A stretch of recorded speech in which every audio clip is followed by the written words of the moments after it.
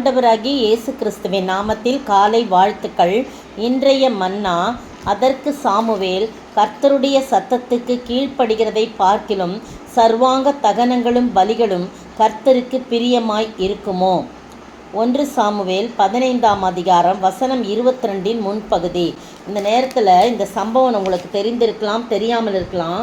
Samuel சவுலை பார்த்து கர்த்தர் சொல்கிறாரு, நீ போய் அமலேக்கை மடங்கடித்து அவனுக்கு உண்டான எல்லாவற்றையும் சங்கரித்து அவன் மேல் இரக்கம் வைக்காமல் புருஷரையும் ஸ்திரீகளையும் பிள்ளைகளையும் குழந்தைகளையும் மாடுகளையும் ஆடுகளையும் ஒட்டகங்களையும் கழுதைகளையும் கொன்று போட கடவாய் என்கிறார் என்று சொன்னான். 3ஆம் வசனத்தில் 15:3. அப்போ சவுல் உடனே அதே மாதிரி பார்க்குறாரு. நிறையா பேர் 2 லட்சம் காலாட்கள் எல்லாரையும் கூட்டிகிட்டு, இப்போ யூதா ஜனங்கள் 10,000 பேர் இருக்கிறாங்க. எல்லாரையும் கூட்டிகிட்டு அமலேக்கு பட்டணம் மட்டும் அங்கே அவங்கள முறியடித்து என்ன செய்கிறாங்கன்னா, அப்படியே பாருங்கள், அமலேக்கரின் ராஜாவாகிய ஆகாகை உயிரோடே பிடித்தான். 8ஆம் வசனம்.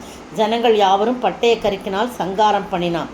சவுலும் ஜனங்களும் ஆகாகையும் ஆடு மாடுகள் முதல் தரமானவைகளையும் 2ஆம் தரமானவைகளையும் ஆட்டுக்குட்டிகளையும் நலமான எல்லாவற்றையும் அழித்து போட மனதில்லாமல் தப்ப வைத்து அற்பமானவைகளும் உதவாதமாக சகல வஸ்துகளும் முற்றிலும் அழித்து போட. பாருங்கள், சவுல் ஆண்டவருடைய வார்த்தை கீழ்ப்பட எல்லாத்தையும் அழிச்சிடணும், எதுவுமே அங்கேருந்து எடுக்கக்கூடாது, அதெல்லாம் சாபங்கள் அப்படின்னு சொல்கிறாங்க.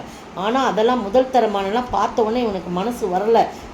சவுலும் ஜனங்களும் என்ன பண்ணுறாங்க, இதெல்லாம் தப்ப விட்டு தங்களுக்குன்னு வச்சுக்கிறாங்க. ஒன்றும் இல்லாத அற்பமானது இதெல்லாம் அழித்து போடுறாங்க. அப்போ கர்த்தருடைய வார்த்தை சாமுவேலுக்கு உண்டாகி, நான் ராஜாவாக்கினது எனக்கு மனஸ்தாபமாக இருக்குது, அவன் என்னை விட்டு திரும்பி என் வார்த்தைகளை நிறைவேற்றாமல் போனான் அப்படின்னு சொன்னோன்னே சாமுவேல் ரொம்ப மனம் நொந்து முழுதும் கர்த்தரை நோக்கி கூப்பிட்டு காலையில் சாமுவேல் சவுலை சந்திக்க போகிறாரு. போயிட்டு சவுல் அங்கே இருக்கும்போது சாமுவேல் சவுலிடத்தில் போகிறார். 13ஆம் வசனம். சவுல் அவனை நோக்கி, நீர் கர்த்தரால் ஆசீர்வதிக்கப்பட்டவர், கர்த்தருடைய வார்த்தையை நிறைவேற்றினேன் அப்படின்னு சொல்லி சவுல் சாமுவேலை பார்த்து சொல்கிறார். அப்போது 14ஆம் வசனத்தில் சாமுவேல் சொல்கிறாரு, அப்படியானால் என் காதுகளில் விழுகிற ஆடுகளின் சத்தமும் எனக்கு கேட்கிற மாடுகளின் சத்தம் என்ன என்று கேட்குறான். கர்த்தரின் சித்தத்தின்படி நான் செஞ்சுட்டேன், அவருடைய சத்தத்துக்கு நான் கீழ்ப்படிஞ்சேன்னு சொல்கிறான்.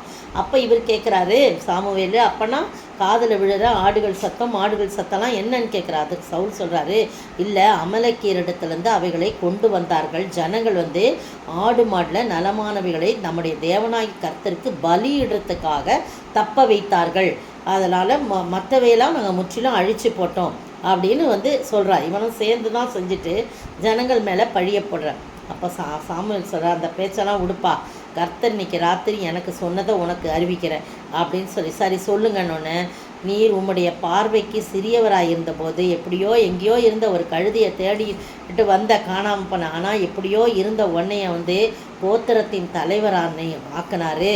கர்த்தர் உம்மை இஸ்ரவேலின் ராஜாவாக அபிஷேகம் பண்ணிவித்தாரே. இப்போ போய் நீ கர்த்தர் சொன்னபடி நீ அமலேக்கையும் அந்த பலிகளையும் சங்கரித்து அவர்களை நிர்மூலமாக்கி தீர்மட்டும் அவர்களோட யுத்தம் பண்ணுன்னு சொல்லி உன்னை அந்த வழியாக அனுப்புனாரு. இப்படி இருக்க நீ கர்த்தருடைய சொல்லை கேளாமல் அவருடைய சத்தத்துக்கு செவி கொடாமல் கொள்ளையின் மேல் பறந்து கர்த்தருடைய பார்வைக்கு பொல்லாப்பானதை செய்தது என்ன அப்படின்னு கேட்குறார். 18, 19 வசனத்தில். அப்போ சவுல் சாமுவேலை பார்த்து, நான் கர்த்தருடைய சத்தத்தை சொல்லை கேட்டு தான் கர்த்தர் அனுப்பின வழியாக தான் நான் போனேன், அமலேக்கின் ராஜாவாகிய ஆகாகை கொண்டு வந்தேன், ஆனால் அமலேக்கியர்ல சங்காரெல்லாம் பண்ணேன், ஜனங்களோ உம்முடைய தேவனாய் கர்த்தருக்கு பலியிடுறதுக்காக தான் இதெல்லாம் பிரதானமானவைகளை ஆடு மாடுகளை கொண்டு வந்தாங்க அப்படின்னு சொன்னோம். அப்போ கர்த்தர் அப்போ தான் 22ஆம் வசனம் தியான வசனம், கர்த்தருடைய சத்தத்துக்கு கீழ்ப்படுகிறதை பார்க்கணும், சர்வாங்க தகனங்களும் பலிகளும் கர்த்தருக்கு பிரியமாய் இருக்குமோ? பலியை பார்க்கலும் கீழ்ப்படிதலும் ஆட்டுக்கடாக்கள் இனத்தை பார்க்கும் செவி கொடுத்தல் உத்தமம்னு சொல்கிறாங்க. நீங்களும் நானும் கர்த்தருக்கு பலி செலுத்தி கர்த்தருக்கு ஆராதனை செய்து கர்த்தரை புகழ்ந்து பாடி ஸ்தோத்தரித்து எல்லாம் செஞ்சாலும் அவருக்குடைய சத்தத்துக்கு நம்ம கீழ்ப்படியாமல் நம்முடைய இஷ்டத்துக்கு செஞ்சோன்னா அது கர்த்தருக்கு பிரியமே இல்லை. 1000 ஆடுகளை நீ பலி செலுத்தினாலும் 10000 காளைகளை நீ பலி செலுத்தினாலும் ஒரு பிரயோஜனம் இல்லை என்று சொல்லி சாமுவேல் தீர்க்கதரிசி பார்த்து சொல்கிறார். நீங்களும் நானும் இந்த சத்தத்தை கேட்டு கர்த்தருடைய சத்தத்துக்கு கீழ்ப்படிந்து அவர் என்ன சொல்கிறாரோ அதன்படி நடக்க நம்மை ஒப்பு கொடுப்போம். அப்போ கர்த்தர் நம்மை நிச்சயமாய் ஆசீர்வதிப்பார். பொருள்களும் அழிந்திடுமே, மண்ணு மாயையும் மறைந்திடுமே, இதினும் விலை பெரும் பொருளே இயேசு ஆண்டவர் திருவருளே, நிகரே இல்லாத சர்வேசா திகழும் ஒளி பிரகாசா.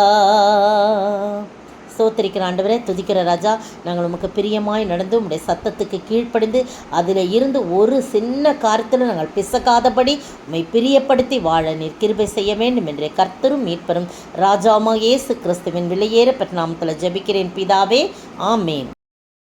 நேற்றைய பதில், வசனத்தினாலும் நாவினாலும் அல்ல, கிரியையினாலும் உண்மையினாலும் அன்பு கூற கடவோம். 1 யோவான் 3:18.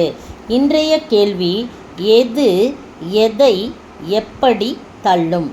எது எதை எப்படி தள்ளும்?